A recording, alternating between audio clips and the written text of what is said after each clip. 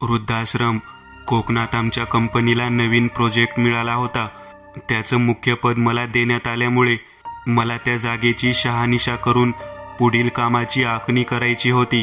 2 दिवस तरी राहावे लागणार होते, म्हणून थोडीफार त्या जागेची माहिती काढली होती व त्या माहितीच्या आधारे काही गोष्टी सोबत घेतल्या होत्या.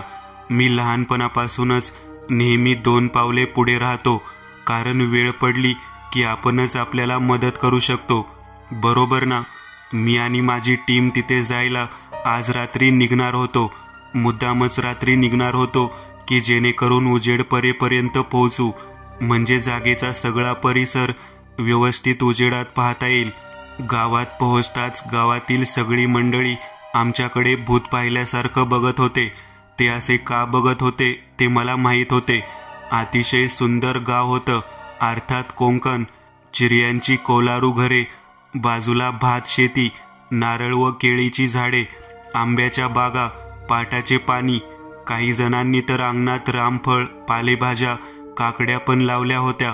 इथल्या निसर्गाला भाळूनच इथे आम्हाला एक मोठं आउट हाऊस बांधायचं काम मिळालं होतं. पण बोलतात ना की सुंदरतेला शाप असतो, तसंच काहीतरी इथल्या जागेत होतं. जागा पण तशी खूप स्वस्तात मिळाली होती. ज्या जागेवर आउट हाऊस बांधायचं होतं तिथे काही वर्षांपूर्वी वृद्धाश्रम होतं व ते आजही आहे, पण अर्धवट जळालेल्या अवस्थेत. आणि आम्ही तिथल्याच एका रूममध्ये राहणार होतो. गावातली लोक इथे यायला घाबरतात. इथे वृद्धाश्रममधील वयस्कर व्यक्तींचे भूत फिरतात म्हणे. वृद्धाश्रमाचा गेट खोलून एंट्री करताच गेटचा करकर असा भयानक आवाज आला. गेटवरच एक तुटलेले व लटकत असलेले फलक होतं. त्यावर लिहिलं होतं की झाडांची सुकलेली पानं खाली पडली आहेत, थोडं सांभाळून चाला, कारण कधी काळी ह्याच पानांच्या सावलीने तुम्हाला सांभाळलं होतं. किती सुंदर वाक्य होतं. उजव्या बाजूला एक खिडकी होती. एक क्षणासाठी वाटले की कोणीतरी होतं तिथे. मी बघायला पुढे जाणार तोच काव्यांशने मला मध्येच आवाज दिला आणि मी भानावर आलो. 2 मजली वृद्धाश्रमाच्या मधोमध एक तुळस लावायला जागा होती, पण त्यात तुळस नव्हती. समोर 8 ते 9 उंच पायऱ्या होत्या वृद्धाश्रम मध्ये जायला. आजूबाजूला असलेली झाडे सगळीच कोमेजून गेली होती. वटवृक्षाचे झाड वृद्धाश्रमला लागूनच होते. त्याला पाहून एक अनामिक भीतीचा काटा येऊन गेला अंगावर. खिडक्या, दरवाजे अर्धे तुटलेल्या अवस्थेत होते. वृद्धाश्रमाच्या मागे एक विहीर पण होती. कदाचित याच विहिरीतून पाणी पुरवठा होत असणार वृद्धाश्रमाला. वृद्धाश्रमाची अवस्था ही पिक्चरमधल्या भूत बंगल्यापेक्षा काही कमी नव्हती. जेवणासाठी लागणारे सामान शेगडी सकट घेऊन आलो होतो. आम्ही सगळेजण वृद्धाश्रमामध्ये कुठे चांगली रूम शिल्लक आहे का हे पाहत होतो. अर्धी जागा तर जळून खाक झाली होती. कायद्याने पूर्ण जागा आमची असल्यामुळे आम्ही उचलपाचल करू शकत होतो, पण वृद्धाश्रमाच्या एका कोपऱ्यातल्या खोलीला टाळा होता. त्या खोलीच्या चाव्या आम्हाला दिल्या नव्हत्या आणि त्या खोलीला आगीपासून कुठलीही इजा झालेली दिसत नव्हती. सुदैवाने काही रूम राहण्याजोग्या होत्या, पण खिडकी, दरवाजे तुटलेल्या अवस्थेत होते. थोडीफार साफसफाई करून विहिरीवर पाणी आणायला गेलो. विहीर तशी बरीच खोल होती. पाणी सुद्धा थोडं रसातळाला गेलं होतं. पाणी काढायला लांब दोरी हवी होती आणि ती मी सोबत आणली होती. बोललो होतो ना, आपली मदत आपणच करायची असते. मी आणि काव्यांश पाणी भरत होतो. वृद्धाश्रमाच्या आत निखिल व सोहम जेवणाचं बघत होते. थोडं सेटल झालं की कामाला सुरुवात करणार होतो. पाणी भरून मी आणि काव्यांश विहिरीच्या इथून थोडं पुढे आलोच होतो की विहिरीत काहीतरी पडल्याचा आवाज आला. धावतच पाहायला गेलो तर आम्ही जे पाहिलं त्यावर आमचा विश्वास बसणे कठीण होतं. विवळल्याचा आवाज काढत 4-5 माणसे जळालेल्या अवस्थेत विहिरीच्या आतून आमच्या दिशेने झपाझप येत होते. आम्ही पाण्याची भांडी तिकडेच टाकली आणि पळत सुटलो. वृद्धाश्रम मध्ये येताच निखिल आणि सोहम एकटक रूमच्या एका कोपऱ्यात बघत बसले होते. असं ऐकलं होतं की भूत ही नेहमी कोपऱ्यात वास करतात. निखिल, काही बोलू नको, त्या कोपऱ्यात बघा, पाठमोरं करून कोणीतरी बसलं आहे. आम्ही चौघे हळूहळू पुढे चाललो होतो बघायला आणि तेवढ्यात त्या पाठमोऱ्या आकृतीने वळून पाहिले आणि जोरात किंचाळत आमच्यामधून पळत गेलं आणि अर्ध्या रस्त्यातच गायब झालं. जेवण झाली होती. पाण्याची व लाईटीची सोय आम्ही गावातून केली होती. त्या वृद्धाश्रमामध्ये राहू नका, तुम्ही जीवानिशी जाल, शापित जागा आहे ती. काही वयस्कर लोकांनी तिथे वृद्धाश्रमासोबत स्वतःला जाळून घेतले, तर काही जणांनी विहिरीत उडी मारून जीव दिला आहे, असे आम्हाला गावातील लोक सांगत होती. झाल्या प्रकाराने आम्हीही घाबरलो होतो, पण बॉसला काय सांगायचं, काम तर करावंच लागणार होतं. संध्याकाळ होत आली होती. घाबरत घाबरत का होईना वृद्धाश्रमाचा एरिया पाहून झाला होता. आउट हाऊसचा मॅप बनवून आम्ही बाहेर बसून थोडीफार घेत होतो आणि अचानक खूप सारे वयस्कर लोक आमच्याकडे येत होती. सगळ्यांचे डोळे लाल, शरीर जळालेलं. आम्ही ते पाहताच पळत सुटलो. आमची तर पूर्ण उतरली होती. आता रात्रीचे 12 वाजत आले होते. निखिल, सोहम व काव्यांश घाबरून परत पिऊन गाढ झोपी गेले होते. मला मात्र पिऊन सुद्धा झोप लागत नव्हती. आम्ही ज्या रूममध्ये होतो तिथे जुनं कपाट होतं व काही सामान होते. झोप येईपर्यंत बघू काय आहे म्हणून थोडं बघत बसलो. कपडे, पुस्तके आणि एक डायरी होती. त्यात 2 वयस्कर लोकांचे फोटो होते. डायरीत फक्त एकच पान लिहिलेले होते. आयुष्याच्या प्रत्येक वळणावर सगळ्यांचं सगळंच केलं, अर्थात पोरांचं, पण आयुष्याच्या या म्हातारपणाच्या वळणावर एकटा पडलो. माझी बायको आज हृदयाच्या झटक्याने गेली. पाहायला कोणी आले नाही. मुलांनी पाठवलेले पैसे तसेच कुजत पडलेत. या वयात पैसे नक्कीच नको होते आम्हाला.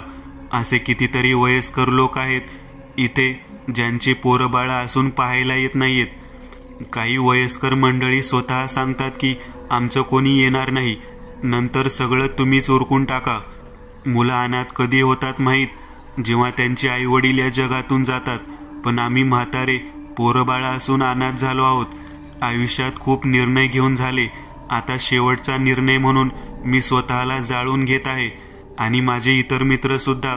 कारण या वृद्धाश्रमात अजूनही काही वयस्कर लोकांच्या अस्थी त्यांची पोरं येतील म्हणून तशीच ठेवलेली आहेत. 3 महिन्यात येतो, 5 महिन्यांत येतो करून कोणीही येत नाही. जिवंतपणी वाट पाहायची आणि मेल्यावर सुद्धा. का? माझं चुकलं कुठे माहीत?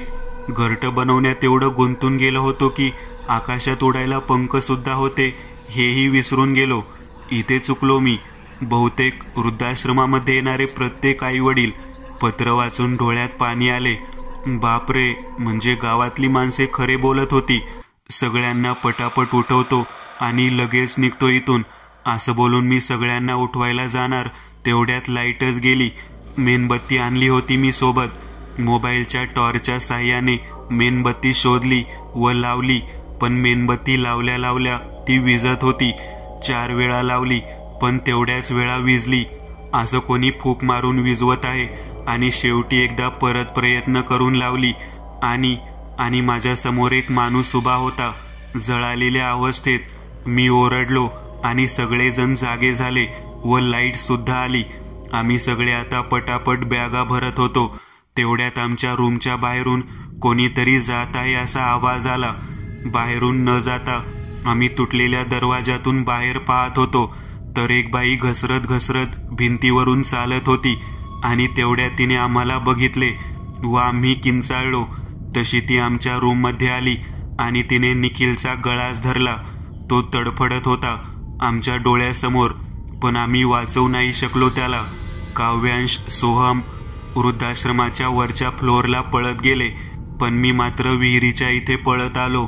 का माहीत नाही, वृद्धाश्रमामधून दोघांचे ओरडण्याचे आवाज येत होते आणि इथे विहिरीतून आवाज यायला लागले होते. म्हणजे विहिरीतले भूत वर येत होती. माझ्यावर झडप घालणार तोच ते मागे मागे जाऊ लागले. का? पण माझ्या मागे एक वयस्कर बाई उभी होती, पण ती भूत वाटत नव्हती. ती मला बोलली, वृद्धाश्रमात एका खोलीत मेलेल्या लोकांच्या अस्थी आहेत, त्या आणि तुझ्याकडे असलेले पवित्र पाणी विहिरीत आणून टाकून दे. असं बोलून ती वयस्कर व्यक्ती गायब झाली.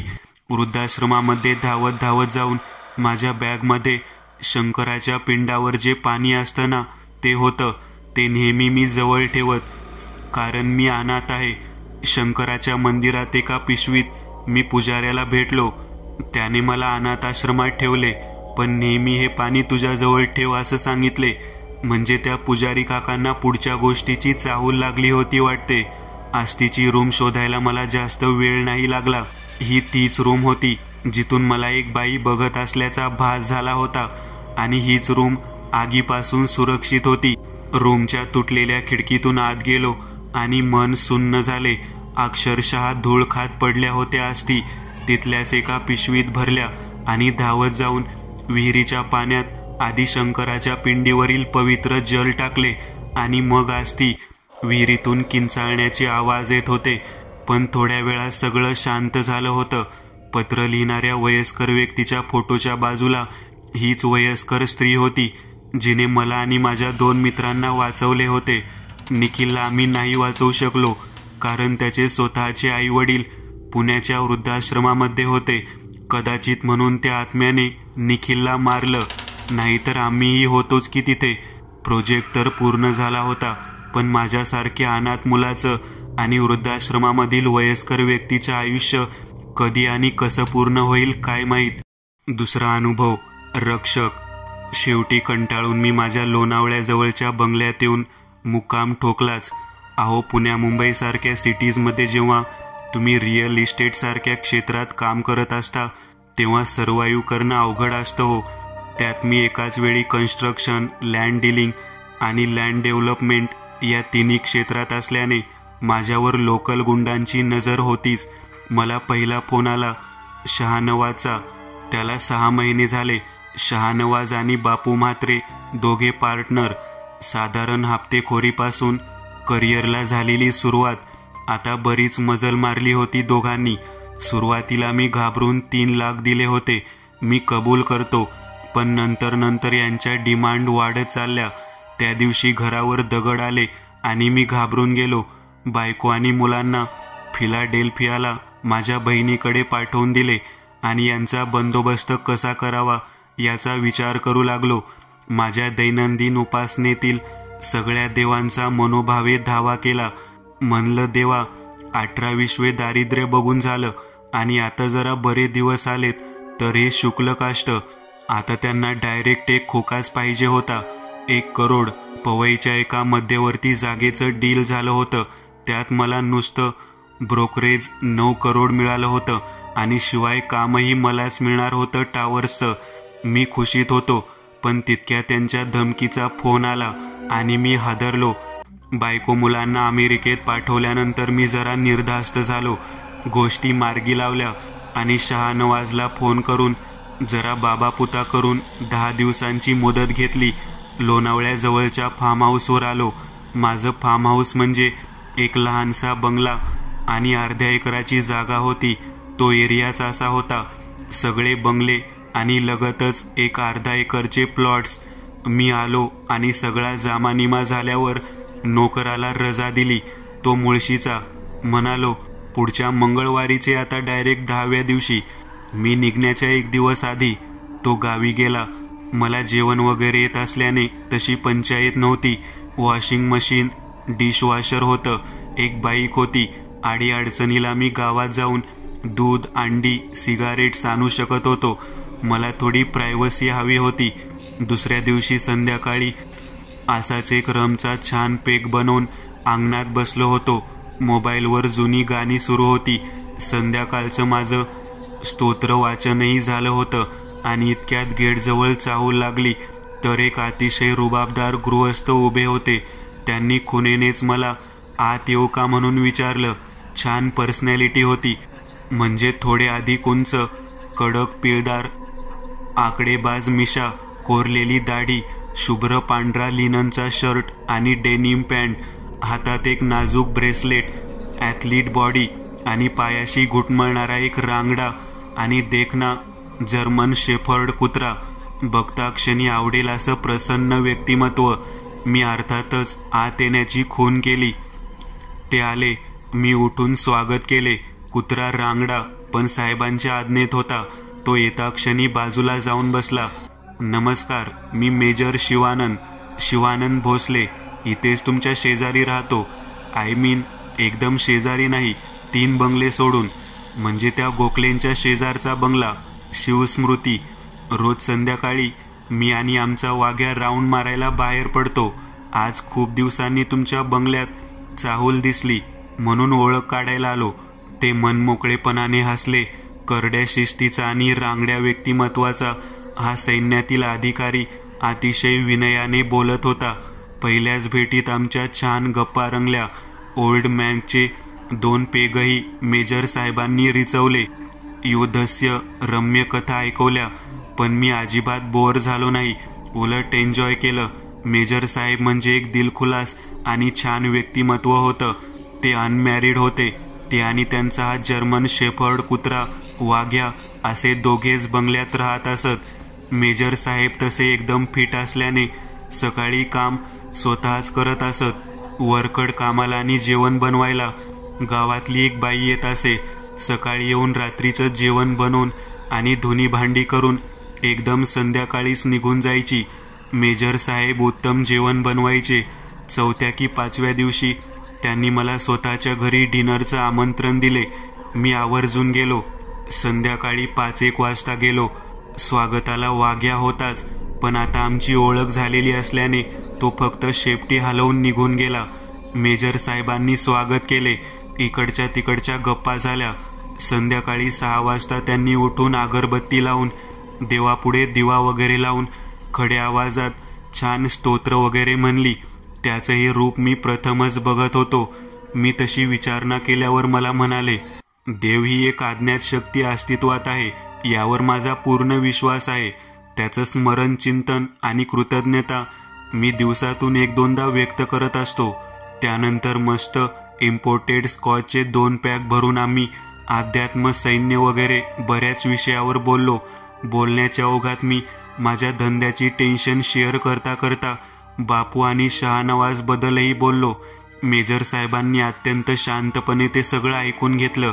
आज मस्तपैकी तंदुरी रोटी, पेशावर स्टाईल चिकन आणि गावठी मसाल्यातली अंडा करी असा अफाट बेत होता. चिकन आणि अंडा करी मेजर साहेबांनी स्वतः बनवली होती. बोट चाटून पुसून खात राहावी इतका अमेझिंग बेत जमला होता. सागर संगीत जेवण झाल्यावर आम्ही फरागत बाहेर वरांड्यात बसलो होतो. जेवणानंतर त्यांनी क्युबन सिगार आणि मी सिगारेट शिलगावली. मेजर साहेब बोलू लागले, तुम्ही एक काम करा. Ask those bloody goons to come here all the way to Lonavala. येऊ द्या भडव्यांना. त्यांना म्हणाव अमाऊंट रेडी आहे. तुम्ही दोघंच या आणि माझ्या या बंगल्याचा पत्ता द्या. रात्री 10 नंतर बोलवा. तुम्ही घरीच आराम करा. मी बघतो काय करायचं ते. पण मेजर साहेब, अमाऊंट कुठे आहे आता? एरवीच मी मुंबईला गेल्यावर तोडपाणी करून 75ला डील फायनल करणार आहे. कटकटच नको हो. कोण यांच्याशी पंगा घेणार? डरपोक आहात का तुम्ही? मी स्वतः मेजर शिवानंद भोसले तुम्हाला गॅरंटी देतोय. माझं आडनाव भोसले आहे, लक्षात घ्या. We are born warriors. आम्ही रक्षण करतो. तुम्ही काळजी करू नका. परवा सोमवार आहे. बोलवा त्यांना बिनधास्त. पण नाही नि बिन नाही. ठरल्याप्रमाणे शहानवाज आणि बापूला फोन केला. संध्याकाळी मेजर साहेब मला भेटायला आले. मला प्रचंड टेन्शन होतंच. गप्पा मारून 7:30 वाजता निघाले. मला मिठी मारली. माझ्या डोळ्यात भीती होती. माझे अश्रू पुसले. म्हणाले, डोंट वरी, मी आहे ना. यापुढे ते दोघे कधीच त्रास देणार नाहीत बघा. इतकं म्हणून निघून गेले. 9 वाजता बापूचा फोन आला लोकेशन विचारायला. मी थरथरत्या आवाजात लोकेशन म्हणजे मेजर साहेबांच्या बंगल्याचा पत्ता सांगितला. नेमकी कशी काय कुणास ठाऊक मला 9:45ला जबरदस्त पेंग आली. डायरेक्ट सकाळी जाग आली. ती नोकर गेट उघडत होता त्या आवाजानेच. मी ताडकन उठलो. तोंड धुवेपर्यंत नोकर आत आला. साहेब गोखले सरांच्या पुढच्या बंगल्यात काहीतरी घडलंय बघा. 10-12 पोलिसांच्या गाड्या आहेत. माझ्या हातापायांना कंपच सुटला. म्हणजे मेजर भोसलेंचा बंगला ना? मी विचारलं. तो चकित होऊन माझ्याकडे बघत राहिला. कोण मेजर भोसले साहेब? तो बंगला मेरवान इराणीचा आहे साहेब. गेली कित्येक वर्ष बंदच आहे. कोणी राहत नाही तिथे. आणि मेजर भोसले कोण? मी काही न बोलता जेमतेम कपडे बदलले आणि धावतच तिथे गेलो. बाहेर कॉन्स्टेबलकडे चौकशी केली तेव्हा समजलं मुंबईतल्या शहानवाज आणि बापू म्हात्रे या 2 नामचीन गुंडावर रानटी कुत्र्यासारख्या प्राण्याने जीवघेणा हल्ला करून दोघांना या निर्जन बंगल्याच्या आवारात मारून टाकलं होतं. अंगावरच्या कपड्यांखेरीज दोघांकडे पाकीट, मोबाईल काहीही सापडलं नाही. त्या निर्जन बंगल्याच्या आवारात रक्तमांसाचा चिखल होता.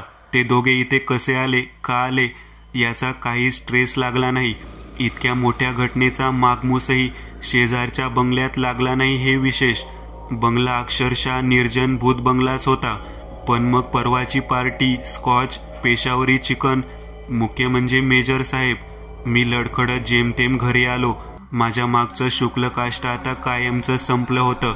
घरी आल्यावर आंघोळ केली, देवापुढे अगरबत्ती लावली. मोबाईलमध्ये मेजर साहेबांचा नंबर, इतके दिवसात हौसेने घेतलेले सेल्फी, वाघ्यासोबतचे माझे फोटो, यापैकी काहीही शिल्लक नव्हतं. इतकंच काय तर बापू आणि शहानवाजचेही कोणते रेकॉर्ड नव्हते. सगळं अगदी धुवून पुसून लकलकीत झालं होतं. अचानक माझ्या मनात कसं काय कुणास ठाऊक, पण काल भैरवाष्टकातील मृत्यू दर्पणाशन या ओळी स्फुरल्या. मी ताडकन धावत पळत देवघरात गेलो आणि माझ्या देवघरात आईने काशीहून आणून दिलेली काल भैरवांची तसबीर नीट निरखून बघितली. पाठीमागे वाघ्यासारखंच बलदंड कुत्रा असणारे आणि अगदी मेजर साहेबांचाच भास होणारे उग्र आणि करारी मुद्रेतील काल भैरव महाराज माझ्याकडे जणू काही एकटक बघत होते असा भास झाला मला. मी अक्षरशः लोटांगण घालून लहान मुलासारखा रडू लागलो.